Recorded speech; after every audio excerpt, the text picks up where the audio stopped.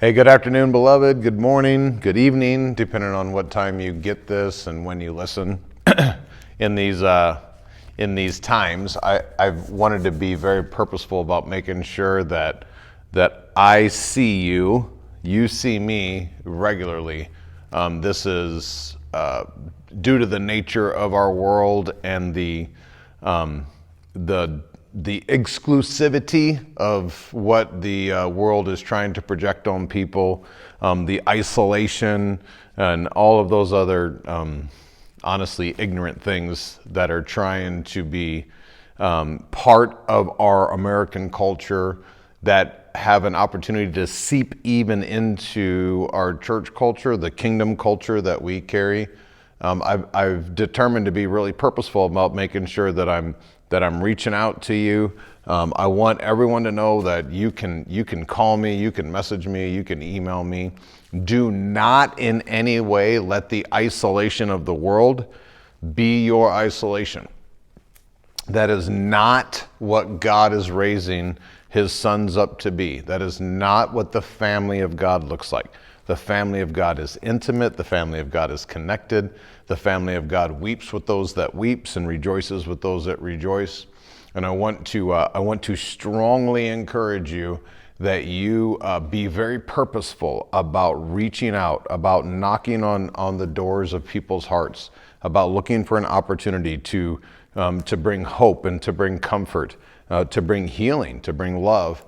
To your family, not just your beloved family. I'm talking about the church family as a whole, your neighbors, the people that are probably greatest affected by what's going on right now in this world, are the folks that don't have hope, the non-believers, the unbelievers. When you are an unbeliever, that means that your belief system is in something besides Christ.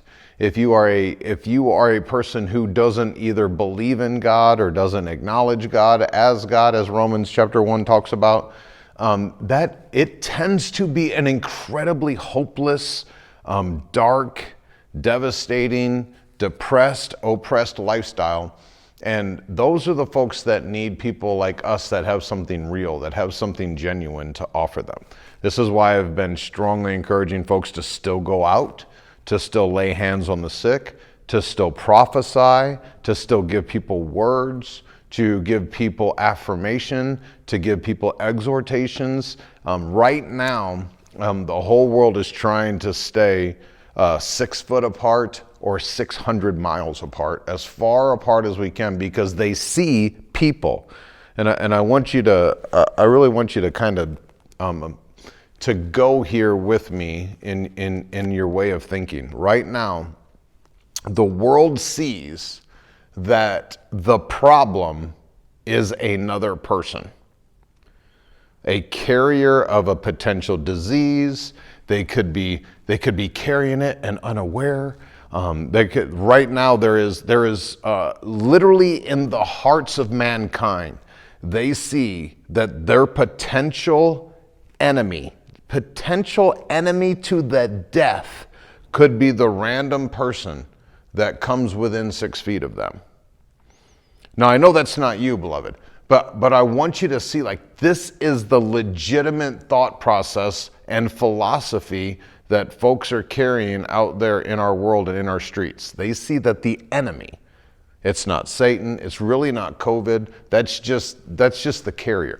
They actually see their enemy as you, the person that's 2 feet away from them, 3 feet, because you're not far enough away.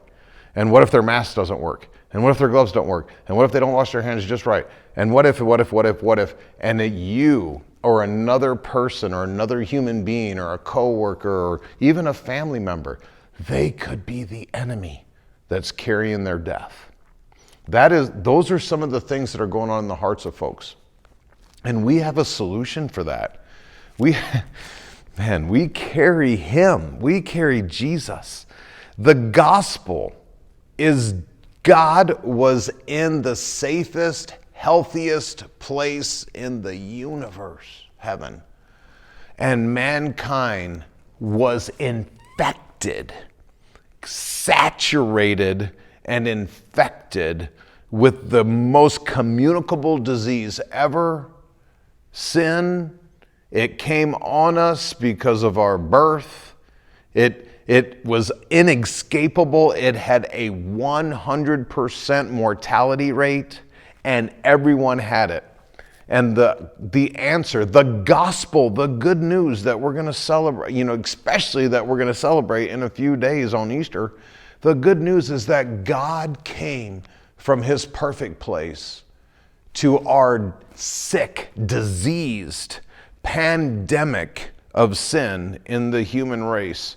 And he, through personal interaction, through the laying on of his hands, through the comfort of his words, through physical touch, through his breath, he brought mankind into redemption. He defeated the pandemic forever. He defeated it forever for all man that would believe.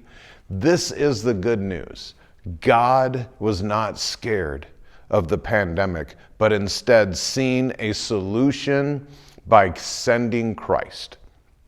And I believe that the Father has the exact same solution to the pandemic of our world, because the great mystery, Colossians 1:27, says that this is the great mystery, that Christ is in you, and it's your hope of glory.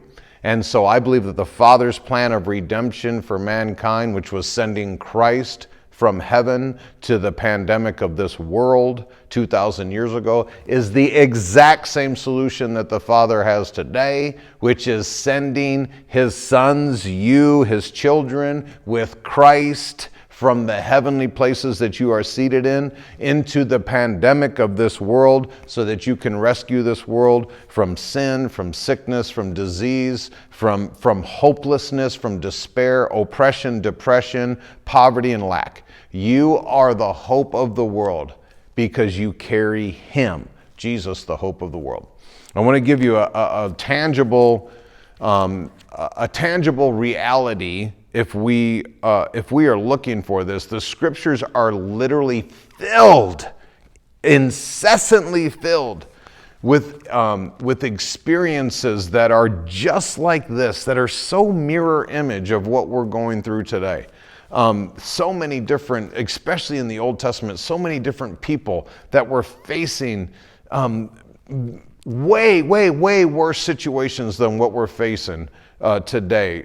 Monumental sized, mountainous problems that were in their way, that were going to kill, steal, and destroy every part of their life, their future, even their children's future. And these great men and women of old, who did not even have the new birth that you and I have, who did not even have the indwelling presence of the Holy Spirit, they were able to be very courageous. They were able to be strong. They were able to be confident in the Lord. They were able to solidify their hearts and their minds in the promises that God had given them. And listen, their promises pale in comparison to the promises that you and I have in the great and precious promises that the New Testament provides. So one of these examples, and I think it's really actionable for us today, was David. David's one of those guys that just, if there's a category that you would say, like, this is a great man, David would be easily at the head of the table of any category that you would ever try to define a great man. Artistic, he was the poet of poets. He wrote literally prophetic hymns, choruses, psalms. He author in that kind of a way. Nobody's sold more books than David. His psalms, his prophetic words and his poetic words are literally the #1 bestseller in the universe. Leaders, he was the king. He was such a king that the Father and Jesus Christ decided that when Jesus had a name, it was called Son of David. He was many times as the Messiah, people cried out to him, Son of David, have mercy on me. So even Jesus recognized the authority and the leadership that David carried by embracing that name. As it relates to being a prophet, Jesus quoted David and at least I think it's 17 times he specifically quoted David and his prophetic words.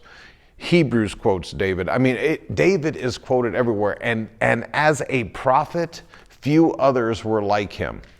And lover, man, I mean, God literally talked about the soul of David, the heart of David. They said that David had a heart after his own. David was a lover. A culturalist, obviously he affected culture so much and for so long that we're talking about him today. Warrior. The escapades of David and his mighty men, and obviously David and Goliath is a world-renowned story. You don't have to be a Christian, you don't have to be a Jew. You know about the story of David and Goliath. I mean, so this guy was at the peak of everything that you and I would recognize has anything to do with success, even in today's ways of determining success. But David struggled. David struggled a bunch. There were years and years that he just didn't see the manifested promises of God coming together in his life the way that he knew they should be.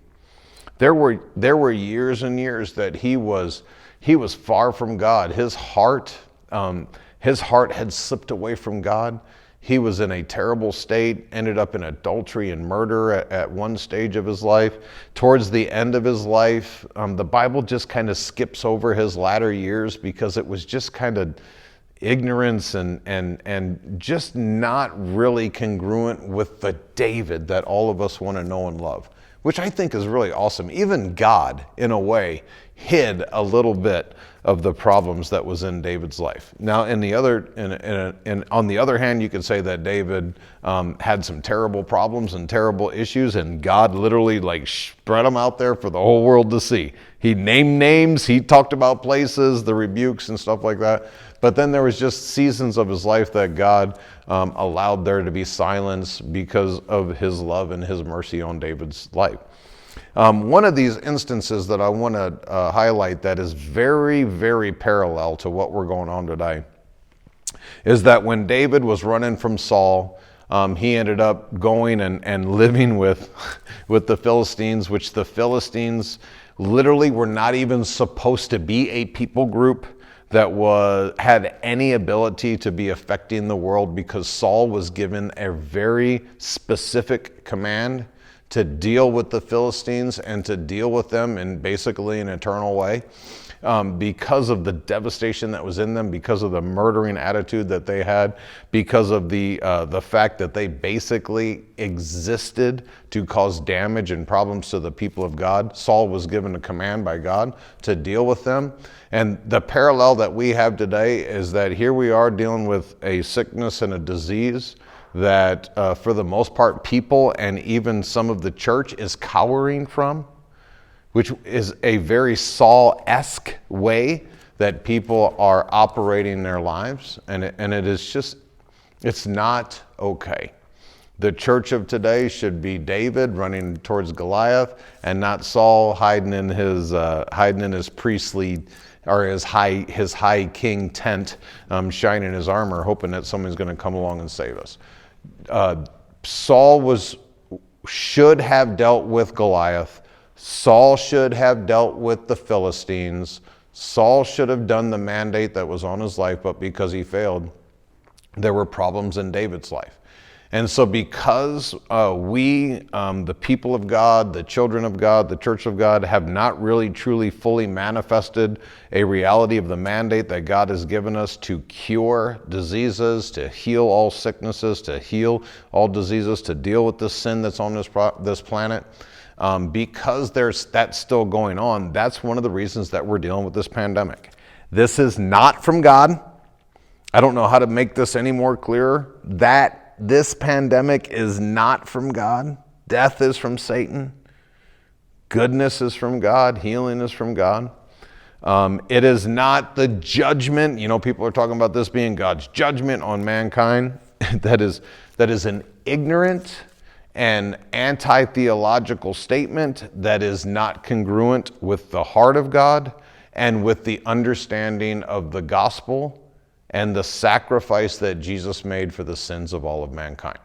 I'm just going to go on past this because I could spend a ton of time there. But David was literally suffering in his life because Saul was not accomplishing what he was called to accomplish. And so in the same way, some of us are literally just innocent to some of the things that are going on, other than the fact that now we are a part of the church. So David has this mandate from God to be a king, to be a ruler. And he struggles for 13 years. He has to hide and run and not really accomplish. But one of the cool things over that 13 years, he develops this incredible relationship with God. He develops this incredible intimacy with God. He learns how to trust God in the little things and the big things. And in 1 Samuel chapter 30, this is one of the times, this is towards the end of this 13 years when he's been hiding out, running from Saul. Now he's living with the Philistines, so he's kind of in the wrong place with the wrong people. Everything in his life looks like it's falling down, it's collapsing. He's not on the throne. It's been 13 years. His family is not right. He's basically a vagabond. He's a fugitive of the law. All these things are kind of coming down on him.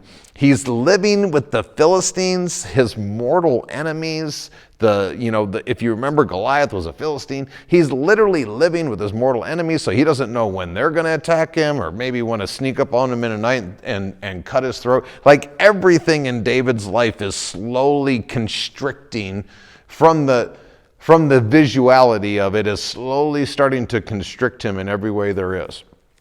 So they come back from going to on a war escapade, and they win, and so him and his men are kind of excited about the fact that they just went on this escapade, that they had victory, and they come back to where they're living in the Philistines' territory in Ziklag.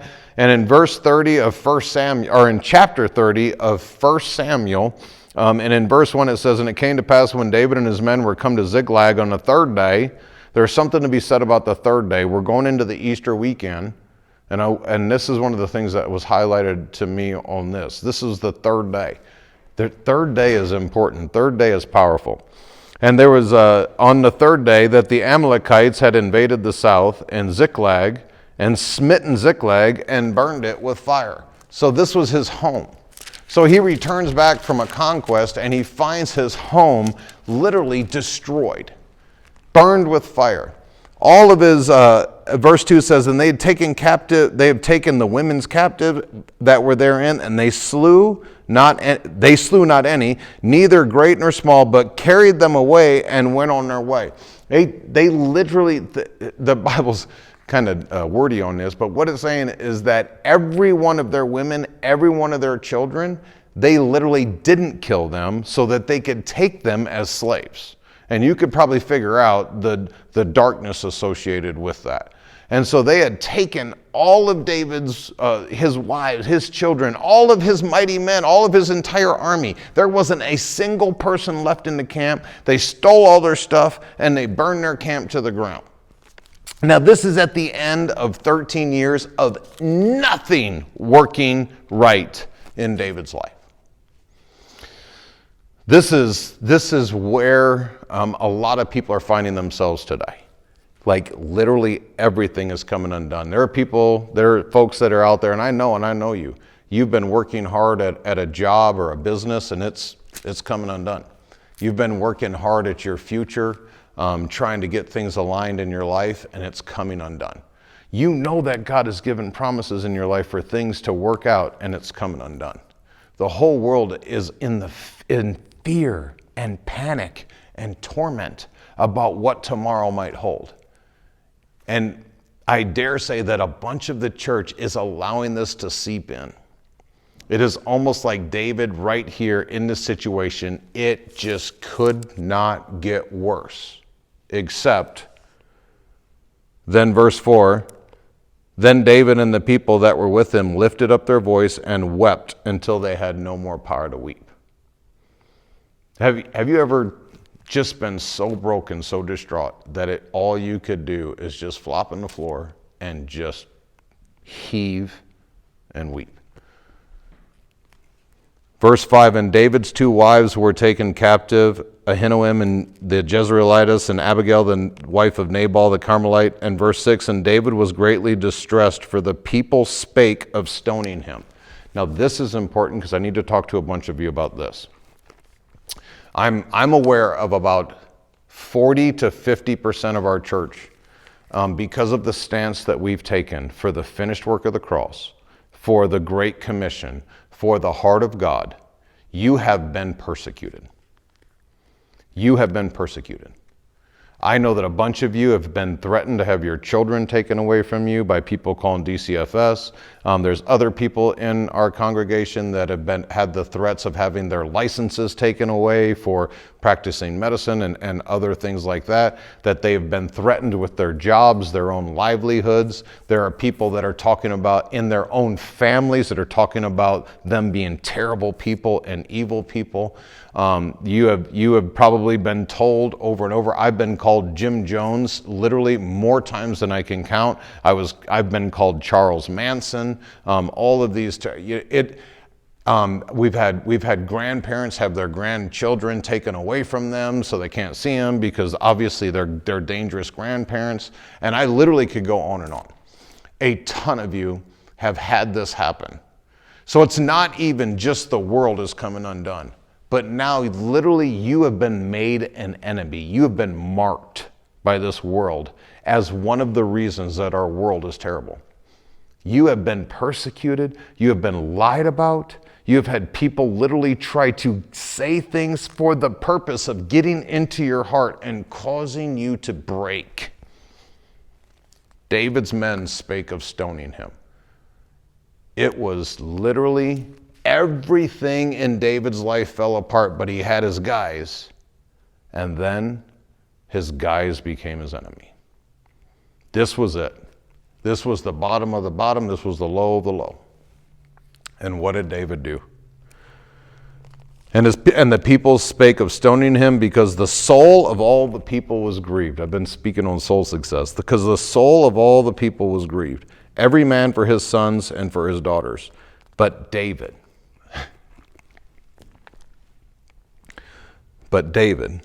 encouraged himself in the Lord. After David wept more, he wept it all out, like he had no more that he could weep out. He had no more that he could suffer through. It was the worst of the worst. It was the bottom of the bottom. The world was against him. Nature was against him. A kingdom was against him. He's living with the enemies. Everything he ever had was gone, including his wives and children. And then at the very end, his mighty men, the guys that have gone to war with him, the guys that literally said, we will never leave you nor forsake you, they become part of the enemy.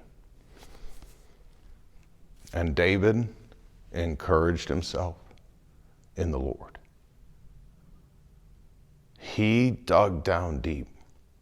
He went after the promises of God. He knew that the scriptures had given him specific callings and promises. He knew what his Father in heaven had said. He knew that he was anointed king. He knew what the prophet had said, and he encouraged himself in those words. We're fixing to go into the Easter season, and everything is a mess.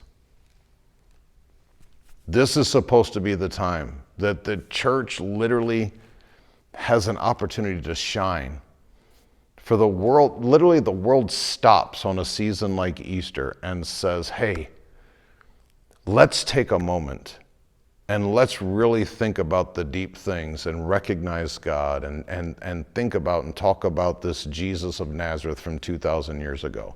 And some of them are just doing it, Creasters, and this is like the only day. But the reality is that our whole world in the past has tended to stop for Easter Sunday. And even in whatever way they were, they've given honor to God. And that's not happening this year. but our hearts can still do the same thing. Our hearts can still do the same. We can encourage ourselves in the Lord. Beloved, when we get together this weekend, we're going to take communion.